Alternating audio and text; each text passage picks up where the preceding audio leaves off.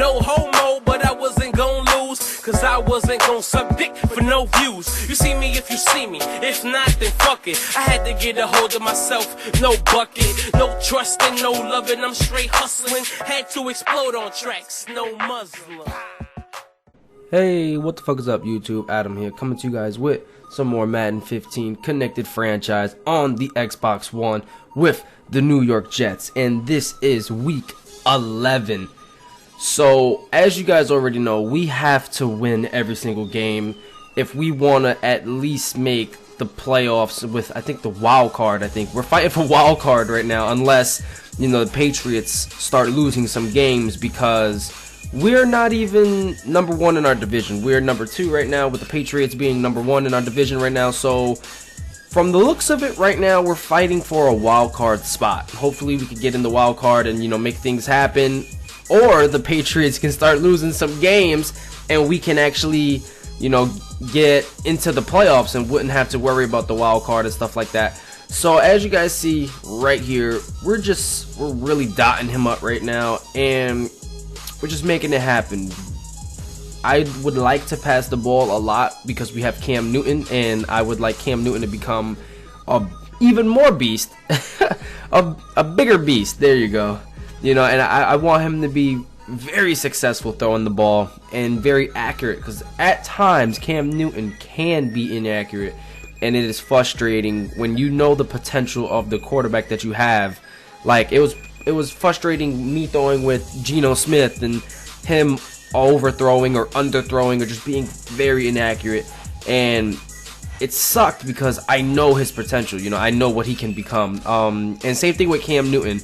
Like, even though everyone knows Cam Newton's a beast, and like you play Mutt and stuff like that, and Cam Newton's a monster, but then you play the connected franchise and stuff, and then there's sometimes where Cam Newton's overthrowing or underthrowing or just being inaccurate, and it's very frustrating because, again, you know the potential of Cam Newton, and it's just you know. So we've been passing a lot with these New York Jets over the year, and we've been just upgrading the whole time Cam Newton's accuracy, just really making sure that he can hit routes, you know. And it's frustrating when he can't.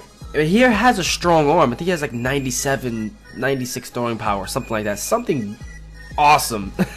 As we get a hit stick right there, and he fumbles. And did we take this back? Did we take this back? Please, Dad, don't. I thought he was gonna dive and miss. Come on, man. But nonetheless, we do get the fumble, and it is our ball now, and we're only up by 7 right now. So at least a field goal this drive would be great. We hit him with the slant route right there. That's killing his wide receiver. Our wide receivers, our Jets wide receivers, are just really fast. Like, there's like 2 of our wide receivers that have like 95, 96 speed. Like, these guys move. And then you add a scrambling quarterback. Oh man. Then you add a running back like Chris Johnson with 98 speed, or another running back with Chris Ivory that can really just run people over. Oh man, the Jets are nice, man. The Jets really got a squad. If you just really have to know how to use them, and you have to develop that quarterback. Look at Cam Newton's arm just being a beast and squeezing that ball in there, but our wide receiver did end up driving it due to the tackle.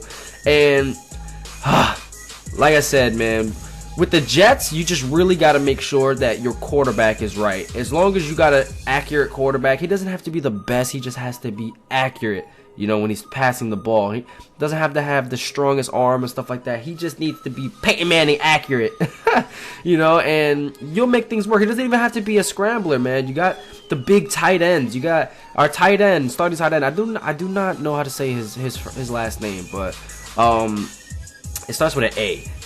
He's like 6'5". Then our second string tight end is 6'7".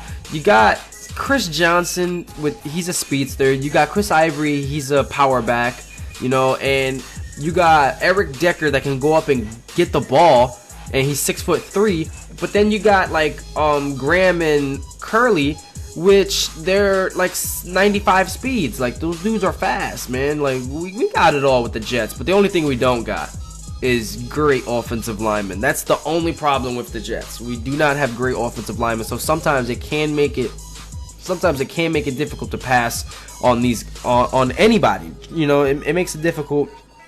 But all you gotta do is make your reads, try and get the ball off early before pressure gets in your face, man. It does make it harder at times when you're playing a user and they're sending like A gaps at you and stuff like that. Like it makes it even harder because, I mean, even though smart linemen don't pick it up sometimes, but imagine if you have stupid linemen or sucky linemen, you know, it makes it worse. It definitely makes it worse. And like you just gotta play to your team's strengths. Like my wide receivers, they're not really good at like route running and stuff like that, so they're not going to be getting these huge, you know, gaps. They'll outrun DBs or linebackers, or like Eric Decker, he can lose somebody on the cut, you know, with his route running, but for the most part he'll make sure to hold the ball in traffic, or he'll go up and get it, you know. So we got to play to our strengths, and when our offensive line isn't too good, and you know we can't hold blocks and I can't let routes develop, it makes it very hard, man. But the Jets have a great defense with a great defensive line, and you guys are seeing it right here, man. With it's 10-0, we're shutting them out right now. We're getting what we need to get done. We're trying to pass with Cam. Look at Cam throwing that strike. Oh my god, I love quarterbacks with strong arms. No homo, that kind of sounds like, wait, what?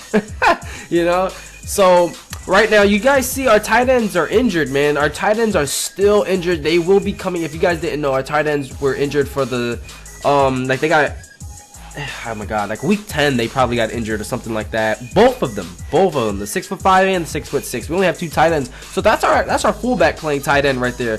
You know, our second string fullback playing tight end, and he's doing a great job right now. But I can't wait for the playoffs if we get there, and that's when our tight ends come back, both of them. You know, they were both out for like 4 to 6 weeks, something like that. So I can't wait for them to come back. We end up winning this game.